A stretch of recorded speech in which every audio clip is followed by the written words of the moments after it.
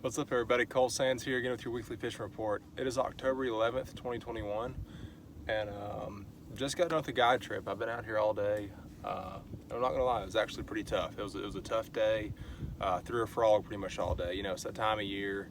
It's what my clients want to do. They want to catch a big one on a frog, and I'll say we had around 17 or 18 blow-ups. Probably caught about half of them.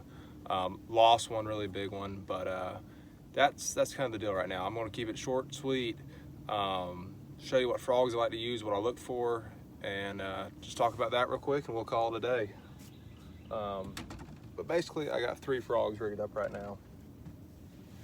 I throw just a black frog more than anything. I like to weight it a little bit. I got a couple nail weights in there. I just shove it in right here by the hook, shove it way back in there, and just weights the frog a little bit. It lets it sit down on the mat, and I think you get a couple more bites. That's my go-to, just a normal size. Brand doesn't seem to matter as much.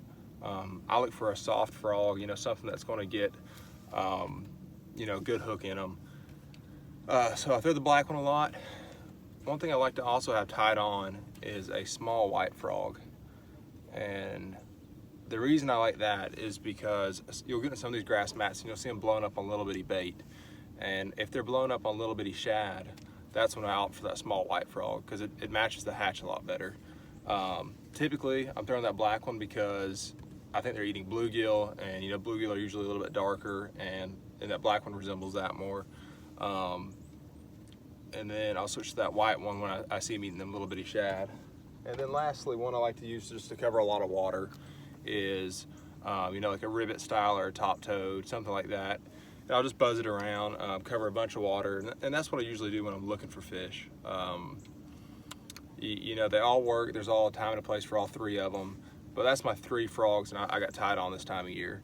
And 65-pound braid, Yozuri braid on all of them. You can't break it.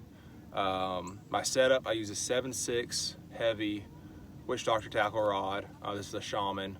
I like a long rod when you're fishing mats because you can cast a super long way, and also when one blows up, you know, and you're 80 yards out there, you can set the hook, and you got a lot more leverage with that longer rod. So I use a 7/6 heavy. For the reel, I like a higher speed, so either a 7, like a 7.3-1, or this is even an 8.01. I just like that because if one blows up, I like to be able to catch up to them as fast as I can. So that's my 3 setups. A big thing right now is just experimenting with the retrieves. Some days I like a super slow retrieve, some days they like you working it pretty quick.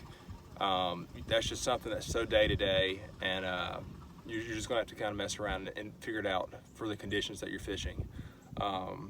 Besides that, still catching a couple punching, a couple on a drop shot, but it's really becoming a frog bite, and which is a lot of fun. It's my favorite way to catch them out here, and I look forward to the rest of my guide trips coming up, because we're gonna have some shots at some really big fish. But yeah, that's what I do.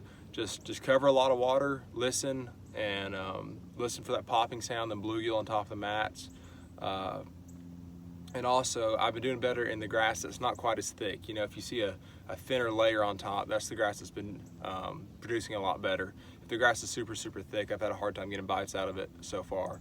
But hope that helps y'all. You know, good luck fishing. If you want to go on a guide trip, just look me up on Facebook, message me, and I appreciate y'all. Thanks.